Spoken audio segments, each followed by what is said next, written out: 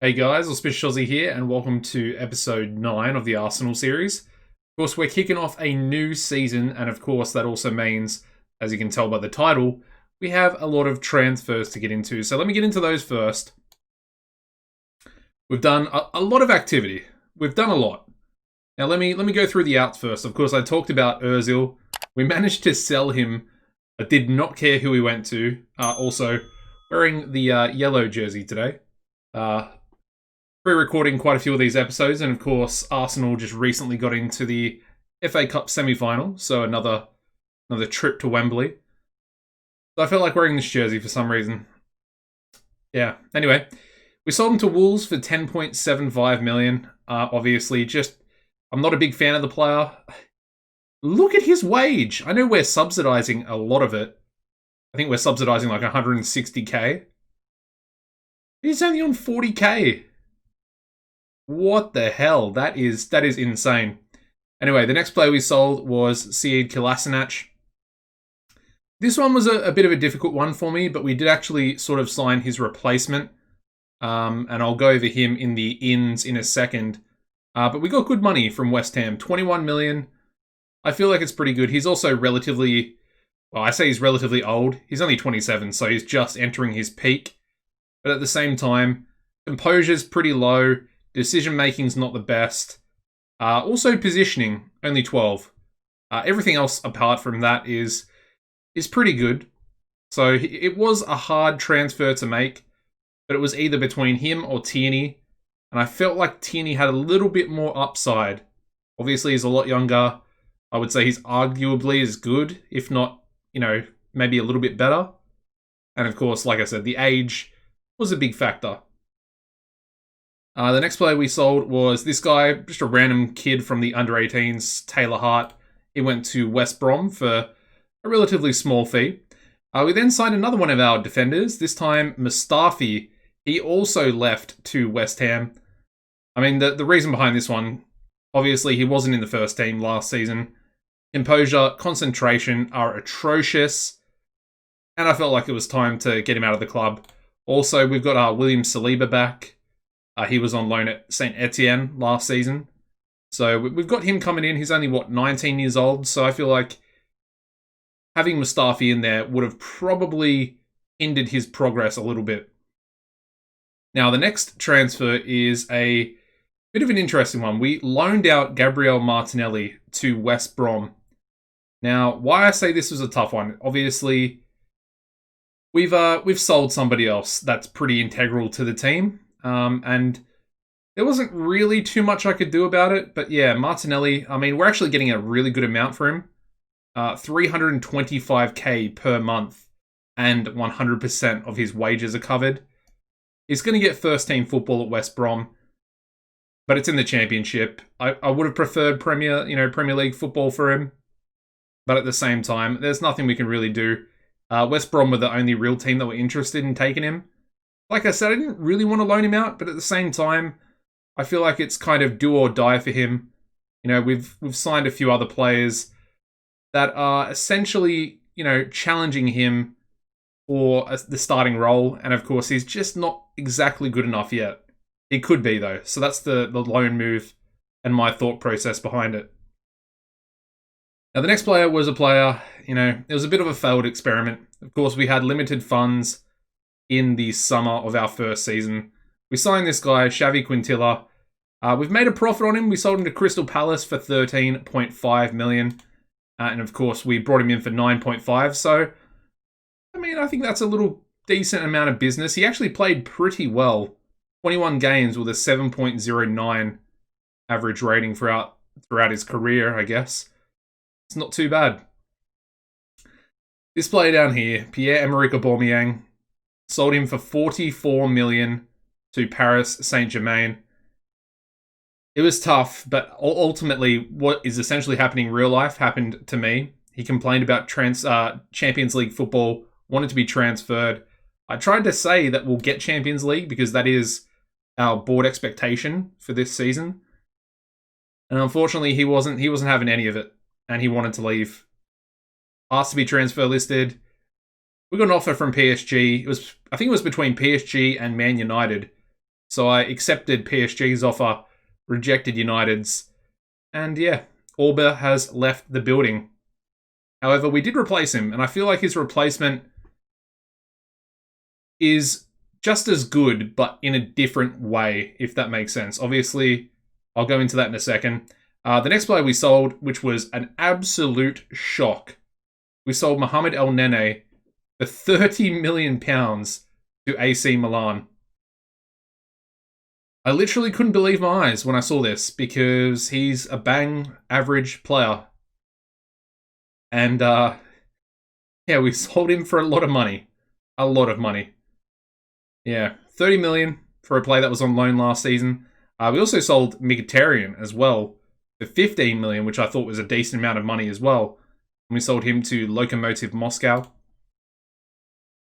He looked like he could have actually done something. Obviously, could sort of play the inside forward role on this wing.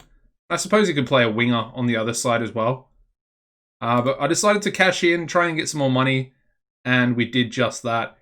I am still kind of on the lookout for maybe one more player, but I think the transfer window has it shut yet? I'm not sure if it's shut or not, but I'm currently just browsing. Obviously, I want to have a look, possibly for a transfer for a January signing. You know, we might need one when it comes to that. But yeah, the other players we sold, another loan player, Mavropanos. We sold him to Stuttgart for 10 million. Again, doesn't look like the greatest centre-back in the world. Also got pretty low concentration, low positioning. Only 22, but I don't know. I just didn't really see a lot of upside with him. And of course, one of the players we brought in can actually play at centre-back. The rest of the outs here, they're all from the youth and under-23s team. So all these players left. Apart from Balogun, who went out on loan to Queen's Park Rangers. So I felt like that was a pretty good move for him as well. Of course, they're in the championship. And, you know, that could be some good first-team football for him. So I'll be happy if he somehow manages to be a standout performer while on loan. I think he's going to get important first-team football. Like, he's an important player. So hopefully that'll be, you know, progressive for him. Anyway, let's go into the juicy stuff. The ins. Now, first of all, we signed... This transfer was unfortunately spoiled in one of the previous episodes, but Christopher Ajer coming in from Celtic for £23 million. And, I mean, what can I say about this guy? Apart from the fact that he is awesome. As you can see, 3.5-star current ability, star player, and could still improve with that 4-star potential there. Only 22 years old, can play deep lying playmaker in the defensive midfielder position, ball playing defender at centre back, and can also play in the midfield as well as an advanced playmaker. Literally covering 3 positions of our spine in our team. And as you can see, his attributes are outstanding. He's also now the club captain as well, with his 16 leadership and 17 teamwork. Outstanding player, 60k per week for another 5 years. I think he's going to be special, and he's going to be arguably starting every game for his entire career with us. And, you know, that's perfectly fine. I would gladly like to say that. I think at the moment we'll be playing him as the deep line playmaker because that seems to be his favourite role. But man, I was so happy to get this transfer sorted out. A little bit, you know, disappointed that I, you know, spoiled this surprise for everybody. But it is what it is. Anyway, next player. This one's a bit of a weird transfer. Now, I got Ross Barkley for $13.75 million from Chelsea. And I thought, okay, that's a really good transfer. Obviously, advanced playmaker. Can play the position pretty well. You know, got the attributes where he needs it.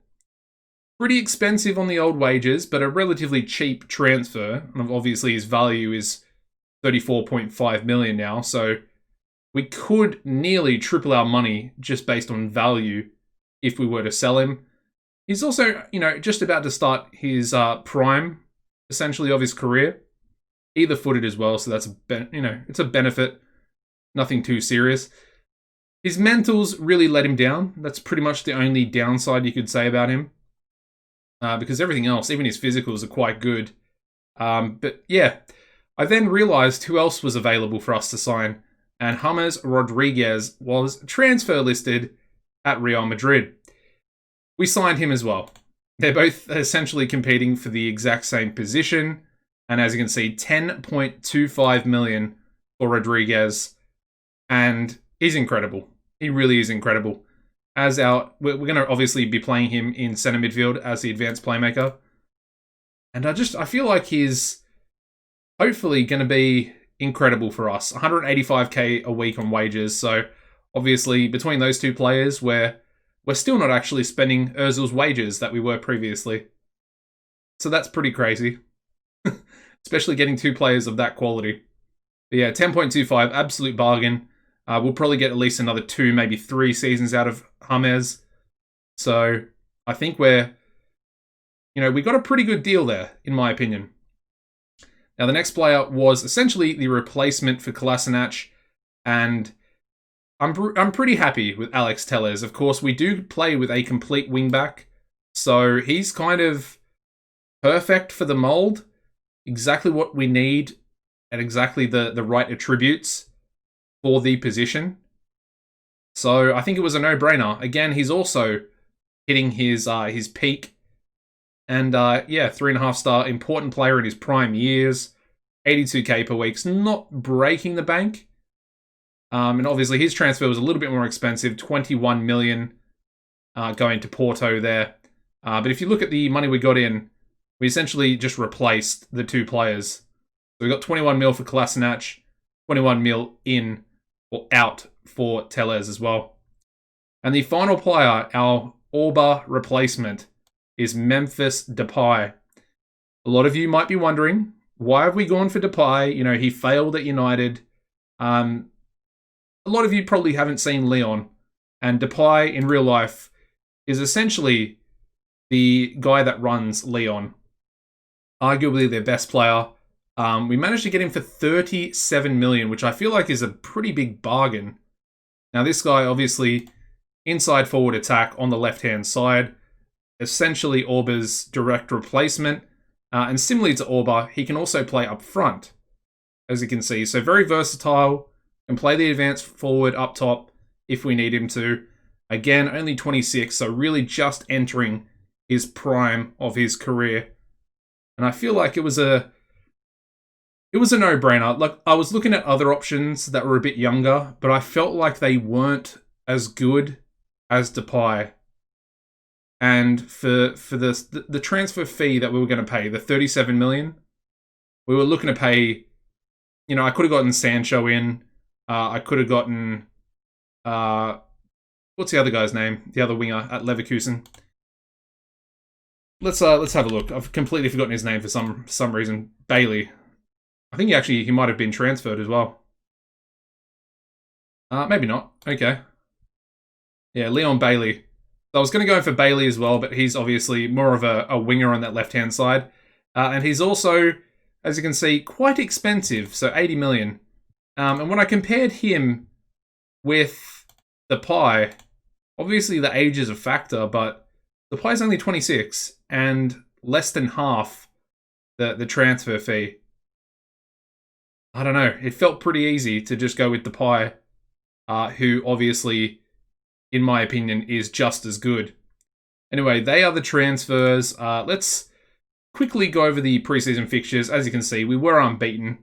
We did a tour of America, defeating Cosmos, Cincinnati, Nashville. We then faced Hibs, beat them 3-0, beat Leeds 1-0. We then did the MLS All-Star game, beat them 3-0. And finally, we beat Stuttgart 2-0 at home. And of course, that leads us into our 2 episodes, or 2 games for the episode. And that is Fulham away, and we've got Liverpool at home. So it's going to be an interesting start to the season. Obviously, this Fulham game, I am expecting to win, and I want to win. So, yeah. As far as team news, unfortunately, Telles, I think he was... I'm not sure. I think he was on international duty. Yeah, he was at the Olympics for most of preseason. So he's only just gotten back. and will miss today, unfortunately. But I think everybody else is pretty much good, and we have our strongest first team lining up for today's game. Also, something to mention is Leno wanted to be transferred to Borussia Dortmund, and I rejected that because I didn't want to lose him. I feel like he's also a pretty... He actually won goalkeeper of the... Oh, he was runner-up, sorry. He was runner-up for Golden Glove in the Premier League. So we really don't want to be losing him. Considering we came, what, fifth last season? So, yeah. Anyway, Leno in goals. We've got Bellerin at right back, Holding and David Luiz as the centre-backs. We've got Tierney at left back today. And, of course, club captain Christopher Ajer coming in as our defensive midfielder. In front of him, we've got Torreira and Rodriguez. We've got Pepe on the right wing. New signing Depay on the left wing. And Lacazette up front. The bench day is going to be Martinez, Saliba, Chambers, Xhaka, Barkley, Nelson, and Kluivert. I'm looking for a good performance. Obviously, I'm wearing the yellow jersey. We've got our first game of the season being an away game as well. I think we can go out there and really get a good result. I'm positive. I'm positive for this season. I feel like we have to challenge for the top 4. That is our minimum board, expectation. And without that, I mean, I'm pretty much going to get fired. So I'm expecting a good season. I think we've definitely strengthened the team. And of course, the first episode of the series was rebuilding Arsenal brick by brick. And I feel like we got some pretty sturdy bricks in the team now. Obviously, we weakened a little bit, selling Auba. But at the same time, we replaced him. We put some real quality into the midfield as well. I think we fixed the left-back position there as well. Hopefully. I would say the only real place we need to strengthen is right-back, which is the position I'm looking for players currently. And maybe centre-back as well. We'll just have to wait and see. Anyway, we're not performing too well at the moment. Do I want to bring Pepe off? Let's bring him off. He's on a yellow card. I know it's taking your best player off the pitch, but I mean, it'd be worse if he got a second yellow. Let me demand more from the boys. Be nice if we could get a highlight. All right, here we go. Although it is Fulham on the ball. The real question is, can we win it back and start a counter-attack? I mean, Fulham actually, they're passing the ball pretty well at the moment. Not exactly doing a lot. But maybe it's a patient build-up. Alright, good tackle by Tierney there. And now the counter-attack could be on. I mean, it's not exactly a counter-attack anymore. We've kind of slowed things down. Nelson. Can he cross? He can. Memphis Depay.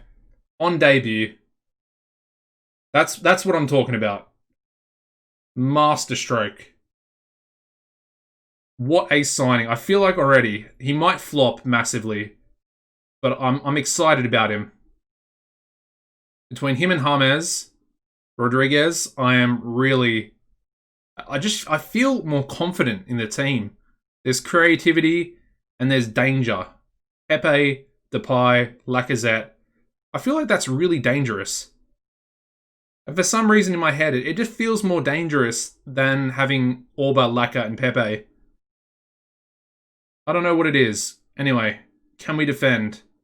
Bellerin back to Leno. I mean, we're playing around with it, and we lose it, but we do get it back. James with a brilliant ball to Laka. Can he cut it in? He can. He shoots, but it's straight at the keeper. Hopefully, that'll be full time. Got Tierney with a throw-in. Laka heads it just over the bar there.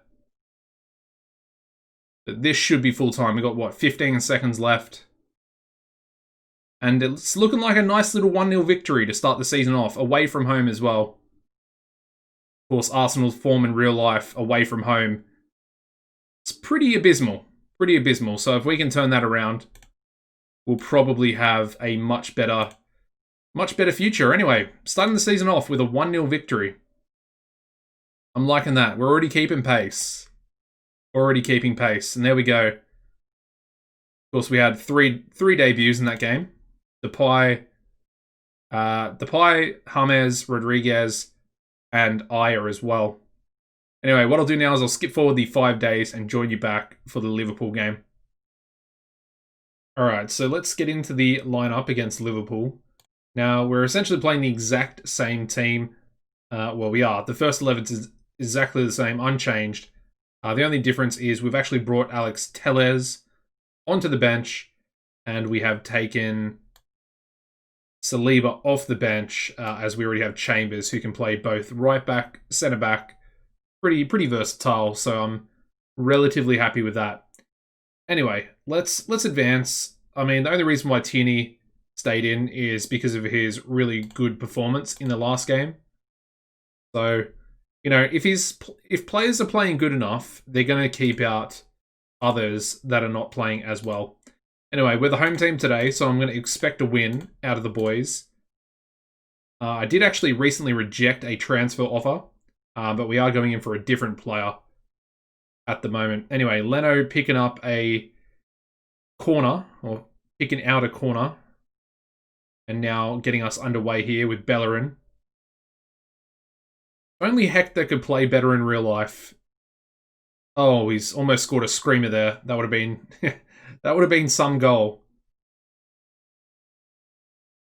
Yeah, I feel like he's a player that always had potential to do really well, but other things have just gotten in his way. I mean, it's his own doing as well, to be fair. Again. Virgil van Dijk from a set piece. Again.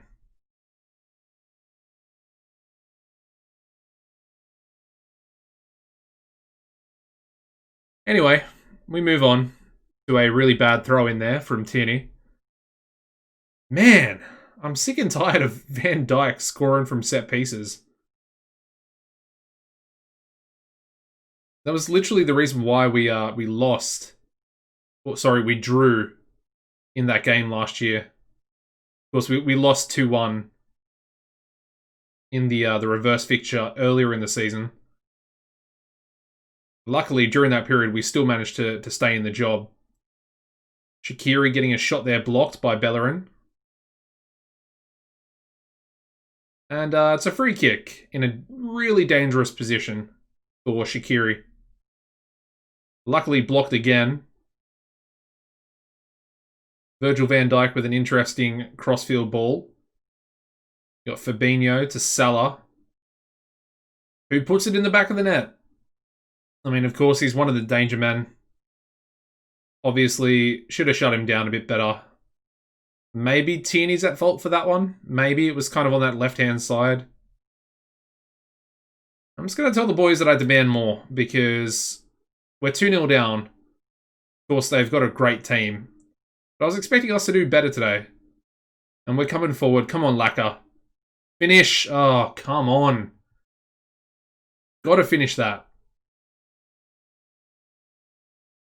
All right, we've got a corner with Pepe. That was a great highlight. I really enjoyed that one. And of course, Liverpool's goalkeeper Alisson on a 7 match rating as well. Gotta love versing, you know, the top teams and having their goalkeepers. I mean, he might be a world-class goalkeeper, but still, I feel like it doesn't give you a chance. And, you know, high goalkeeper ratings seem like such a rarity, except when it comes to certain teams. Anyway, Laka here.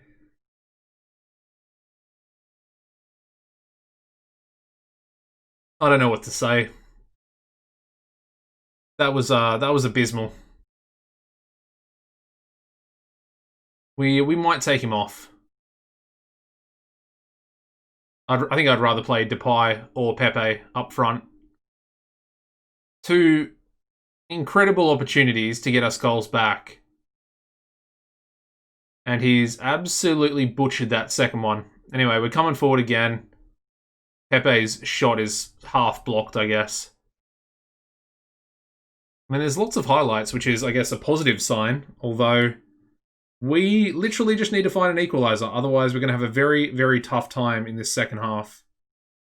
All right, James out wide to Bellerin, who goes for the shot instead of trying to cross it.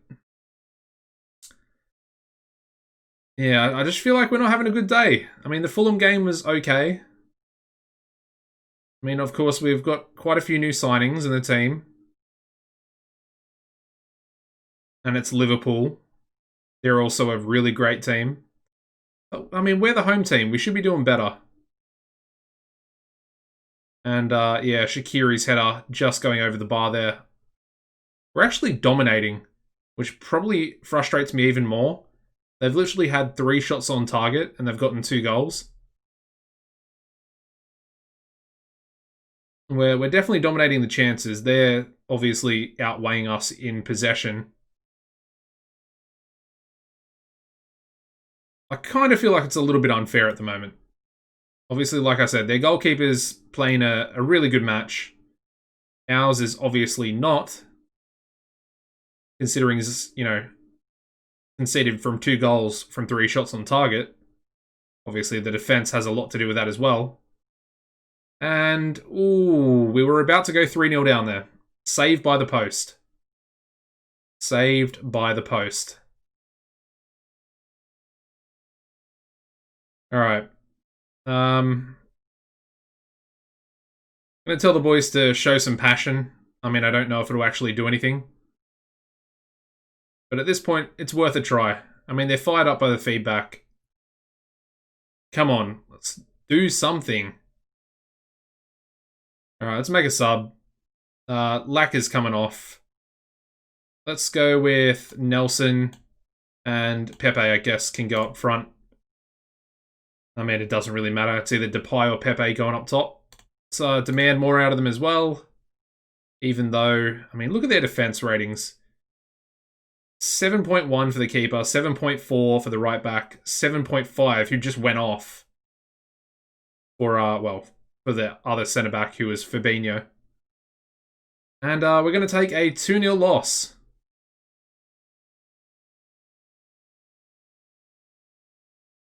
I mean, it's kind of expected, but at the same time, I did expect a bit more passion from these new lads like Aya, James, and Memphis Depay. I mean, he's put in a really nice ball to Pepe there. Gets it back. Good shot. Nelson. All right, Nelson gets us a goal back. Depay with the assist. But it's too little too late. It's pretty much the end of the game. There we go. Full time. And it finishes 2-1 to Liverpool. As you can see, we had 20 shots with 15 on target. And we only scored 1 goal in the 92nd minute. Bellerin with a 6.4. So I really need a new right back. I was kind of talking him up at the start of the game. And we got Thomas Partey possibly going to United.